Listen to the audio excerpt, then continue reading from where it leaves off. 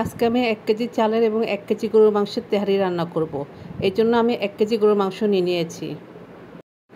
এখন আমি এই মাংসের ভিতরে 1 টেবিল চামচ আদা বাটা, 1 টেবিল চামচ রসুন বাটা, 1 চা চামচ ধনিয়া গুঁড়া, 1 চা চামচ জিরা গুঁড়া এবং গরম মশলা, এলাচ, দারুচিনি এবং লবঙ্গ দিয়ে দিব।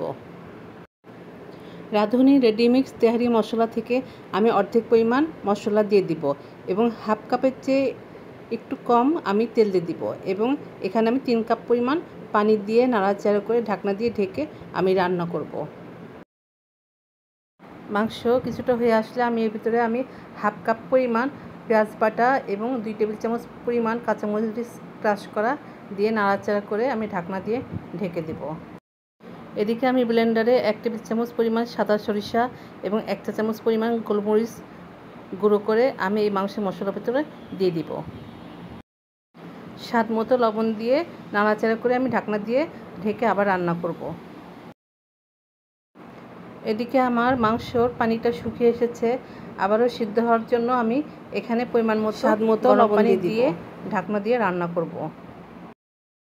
আরেকটি প্যানে আমি 4 টেবিল চামচ তেল দিব এবং এর ভিতরে দারুচিনি, এলাচ, লবঙ্গ এবং তেজপাতা দিয়ে ভেজে এর ভিতরে 1 কেজি পরিমাণ পোলাও চাল দিব এবং এর ভিতরে 1 চামচ পরিমাণ আমি আদা বাটা দিয়ে আমি চালটা ভেজে নিব।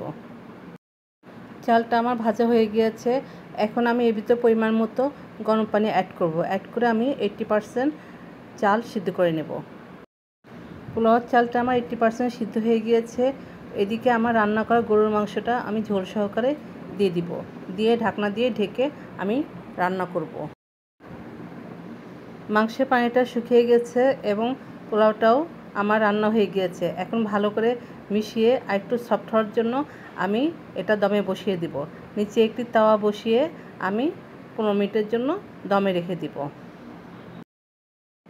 তৈরি হয়ে গেল আমার তেহারি রান্না।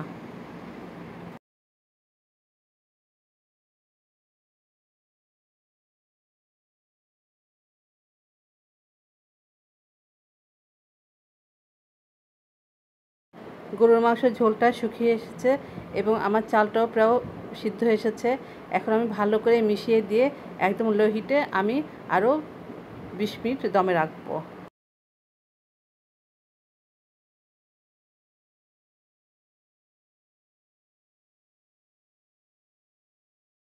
পোলাও পুরোপুরি সিদ্ধ হয়ে গিয়েছে।